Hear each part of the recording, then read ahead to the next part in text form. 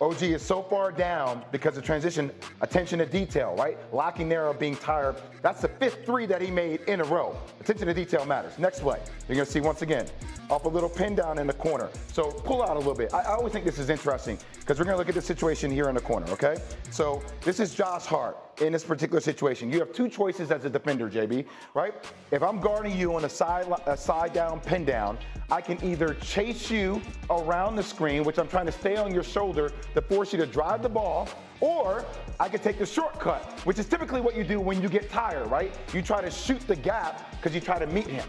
Well, so understanding too, if I'm Josh Hart and the distance of the pass from Halliburton to Naismith, I do feel like I have time to get to him if I do take that shortcut and shoot the gap. But what I want to do when I shoot the gap is I want to send him back to the help. The big guy, Mitchell Robinson, Obi Toppin are there in the corner. I know that there's a presence there and he won't be able to get off an easy catch and shoot three. We give up the middle here. He gets that wide open three because there's no help, because Bridges is staying home with Halliburton to eliminate his three-point shot. So if anything, you want to send him back into Mitchell Robinson here on the sideline in the baseline. You don't want to allow him to go middle. And what does he get?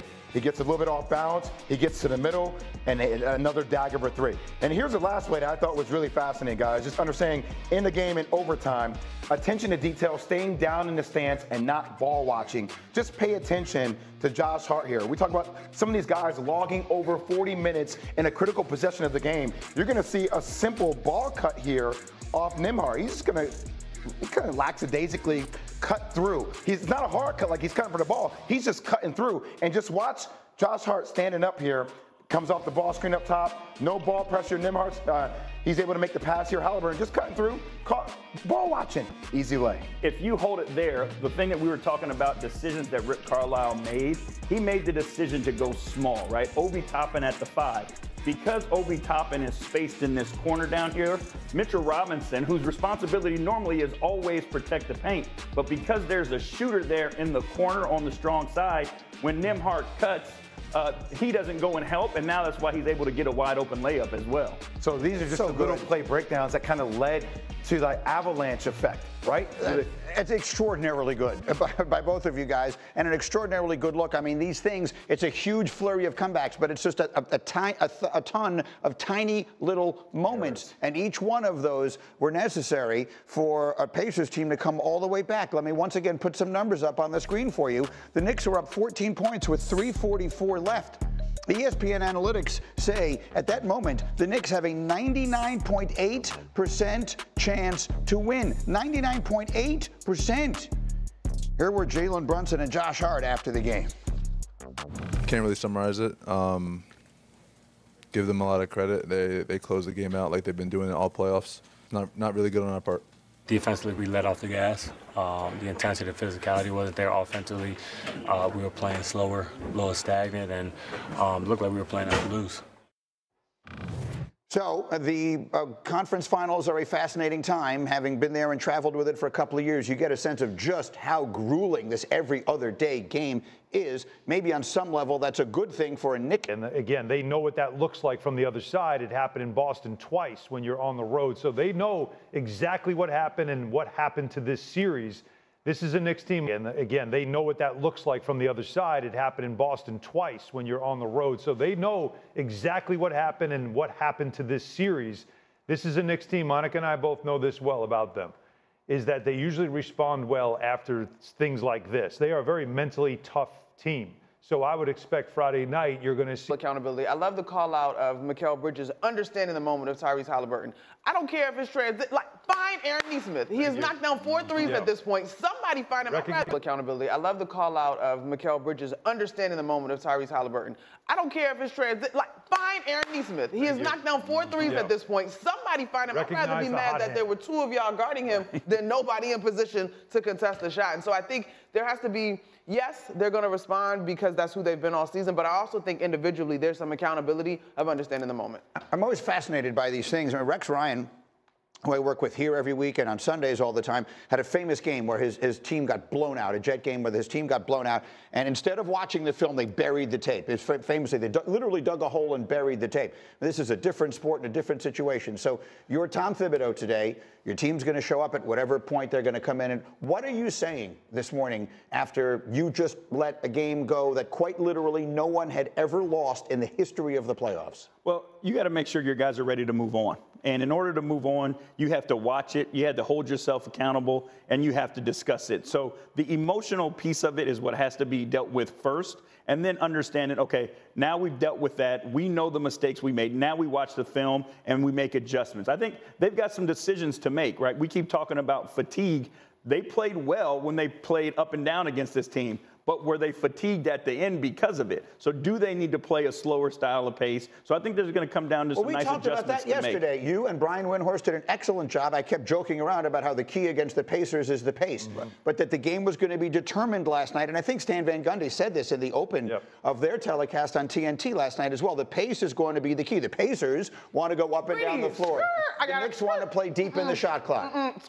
Skirt. Hold up. Let's skirt those free throws. Yes. Those free throws make it a two-possession ball game. I hear you. Yes, as we reflect on it, the pace maybe gap percent thing. You have to have those free throws. Like you have to have those free throws left late in the game. Well, to me, the Pacers, I don't know, they are going to make you pay for every mistake. And to me, those free throws are a glaring thing down the stretch. Well, number one, they were up 9 with 40 seconds left to go in the game. Okay. There is a play where Jalen Brunson makes that pass off the inbounds. And it doesn't always come down to smaller plays, and it does come down to free throws. You are correct. But also, like, why even try to make the pass? Hold on to the ball. Yeah. You are the clutch player. You are the guy that closes things down the stretch. Instead of trying to score, just pull that ball back out, force them to foul you, extend the game, make your free throw the ball. Yeah. You are the clutch player. You are the guy that closes things down the stretch. Instead of trying to score, just pull that ball back out, force them to foul you, extend the game, make your free throws. It's little things like that that I think accumulative. Yes, I hear you catch the ball, but don't even pass it. I got you, but just they have to foul you. You see what we're doing? You see what we're doing though? We are finding any little thing that we can find that is the reason why. And that's what happened last night as everybody walked out, as all the Knicks players filed into the locker room shaking their heads. It was always, if we just did this one thing. The problem is there was like 5 one things instead of just looking at the 6 one things, which was the 6 3-pointers that a guy hit and he just detonated. Sometimes it is live and die by the 3. And they found life with those 3-pointers that Nesmith was hitting, and the Knicks somehow couldn't find the odd hand to stop them. Well, the question as coaches that we sit back is, like, we don't look at each individual thing. We figure out the why, right? Like, why did we put ourselves, or how did we get in that situation to begin with? So whether it was the missed free throws, you know, the lackadaisical defense, the closeouts, the going under, those types of things, we try to figure out the why. So if the big picture, and only the Knicks know this, the big picture, they understand if fatigue did play a role or if it didn't in their decision-making late in games, in their turnovers late in games, and then they make the adjustment from there. So it's something, again, they'll discuss. I trust that group, right? They've got a great group of guys who have figured it out.